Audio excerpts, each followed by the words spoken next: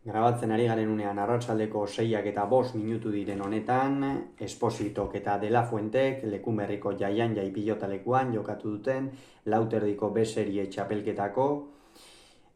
final zortzirenetako hirugarren norgehiagokaren analisia egingo dugu. Esposito zen favorito eta irabazi egin du 22-20 gainditu du De La Fuente eta honen bestez, beste urtebetez hirugarren urtez jarraian Astigartarra ligaxkan izango da.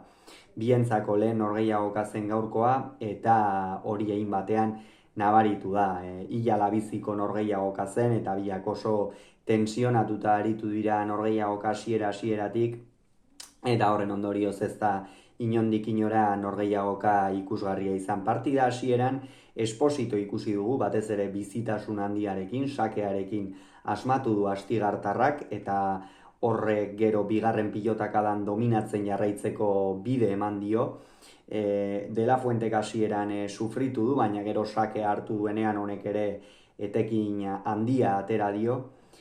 Eta orokorrean tanto gutxi amaitu dituzte, gehiago izan dira galduak egindakoak baino oso zuzen jokatu dute, oso vertikal, gainera Lekunberriko pilotalekuan sakearekin min handia egiten da, eta horrez gain pilota ezker horman jartzeak ere aurkariari oso zail ipintzen dizkio gauzak, behar bada eramango du, baina hurrengo pilotakadan aukerako pilota etortzen zaio normalean ezker horman jarri duenari,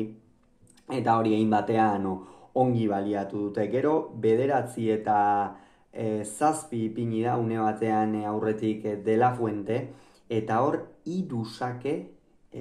jarraian, bi sake jarraian falta egin dituzte. Bat, Espositok luzeegi ateratakoa, eta bestea berriz De La Fuentek laburregi ateratakoa, eta De La Fuentek 3 falta egin ditu, eta hor egonda norgehiagokaren gakoetako bat. 12 eta 9 aurreratu da Esposito, hor gainera pare bat hormabiko edo egin ditu, nahiko ausart ikusi dugu hor partidaren fase batean, eta gero horrek lagundu dio, horrez gain piloteoan gehienetan behintzat Esposito nagusitu da, gero defentsan ere ongi aritu da Astigartarra, baina atxeden alditik bueltan De La Fuentek berehala parekatu du norgehiagoka,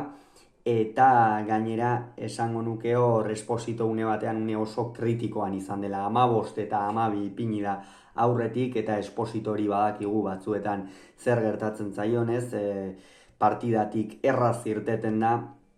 eta behar bada hor pentsatu zitekeen De La Fuentek partida usteko aukera zuela. Gainera Espositok etzen gaizki jokatzen ari, baina pare bat pilota edo kanpora joan zaizkio, beste bat txapara, eta hor behar bada frustrazioak eta askotan jokatzen du, ongi jokatzen ari zen, bere bizitasun horrekin, boleaz ere pilota orokorrean ongi sartzen zitzaion eskuan, eta bigarren etenaldira 18 eta 17ko emaitzarekin iritsi dira, eta gero De La Fuente iritsi aurretik, baina gero Esposito berriz ere sakea hartu duenean min ikeragarria egin dio, batez ere bigarren pilotakadatik aurrera,